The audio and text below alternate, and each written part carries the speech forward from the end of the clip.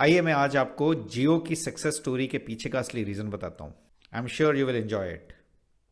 They never visualise themselves as a telecom company.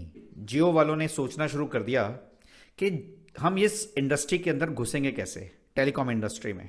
Amazon, Flipkart, Google, ये सारी कंपनियां बहुत ही कम समय में छोटी से बड़ी हुई। So what was the reason? उन्होंने डिकोड किया कि जब भी आप एक ऑनलाइन ई कॉमर्स जैसी कंपनी क्रिएट करते हैं, आपको बहुत सारी वैल्यूज देनी पड़ती हैं फ्री में कस्टमर को एक्वायर करने के लिए, और सबसे ज़्यादा खर्चा ही उसमें होता है। अगर आप किसी तरीके से कस्टमर को एक्वायर कर लेते हैं तो दूसरी चीज़ होती है कस्टमर को जाने नहीं देना, तो आपको बहुत सारी वैल्यू देनी पड़ती है। जैसे जीमेल इतनी सारी हमें सर्विसेज देता है ऑल फ्री, व्हाट्सएप हमें सर्विसेज देता है ऑल फ्री, फेसबुक हमें सर्विसेज देता है most of them free, right? तो जियो ने अपने आप को विजुलाइज किया एज ए प्लेटफॉर्म, ना कि as a telecom company, and that was the reason कि उनकी पूरी सोच फ्रॉम द बिगिनिंग डिफरेंट हो गई। उन्होंने अपने को प्लेटफॉर्म के रूप में देखा, जिस प्लेटफॉर्म पे आप मूवीज भी देख सकते हैं, जिस प्लेटफॉर्म पे आप फाइनेंशियल ट्रांजैक्शन भी कर सकते हैं, जिस प्लेटफॉर्म पे आप पूरी सिटी बना दी उन्होंने ऑनलाइन। अब इसको करने के लिए उन्होंने क्या किया?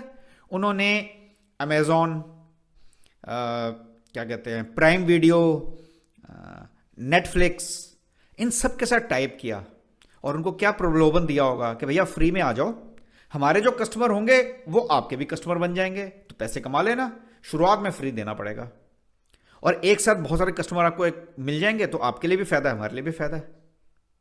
तो इस तरह से उन्होंने value proposition the in front of their partners. और दूसरी तरफ उन्होंने वैल्यू प्रोपोजिशन दी कस्टमर को कि भैया मैं सिर्फ तुम्हें टेलीकॉम नहीं दे रहा हूं, सिर्फ मोबाइल नहीं दे रहा हूं, या टेलीकॉम की सर्विस नहीं दे रहा हूं, मैं पूरा एक प्लेटफॉर्म दे रहा हूं जिसमें वो सारी चीजें आप कर सकते हो जो आप ऑनलाइन करना चाहते हो, ऑन वन प्लेटफॉर्म कॉल्ड जियो। और उसका रेट ऑलमोस्ट नील के बराबर रखा, राइट? याद है 500 रुपए के कनेक्शन मिलने शुरू हुए थे जियो के, और एक छोटे से कनेक्शन में इतना कुछ।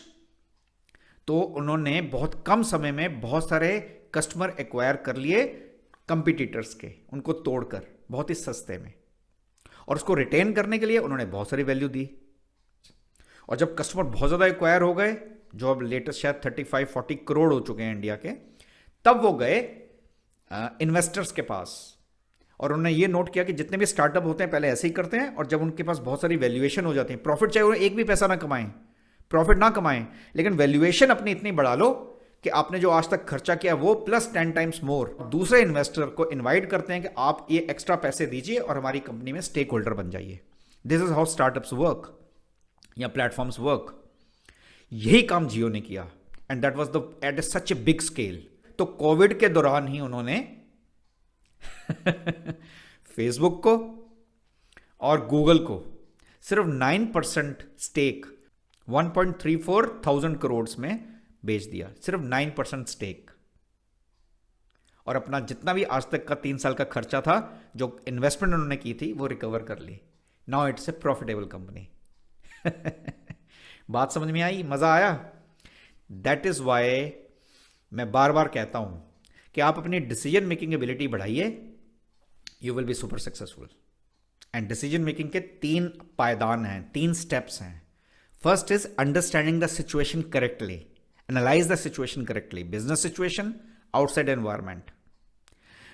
उस सिचुएशन में से एनालाइज कीजिए कोई यूनिक प्रोडक्ट या सर्विस जो आप दे सकते हैं जो दूसरे नहीं दे रहे हैं। Then also require a lot of decision making.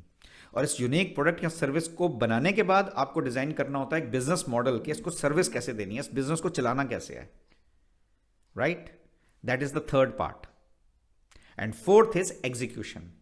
Execution और डिसीजन मेकिंग के बीच में होती है टेस्टिंग। आप टेस्ट करें और एग्जीक्यूट करें। So this is a 5 step model of becoming a master decision maker and grow 10x। Thank you. और अगर आपको मेरा ये वीडियो पसंद आया तो कृपया करके बेल आइकन दबाना ना भूलें, और मेरे आने वाले वीडियोस को भी देखें, मजा आएगा। Thank you.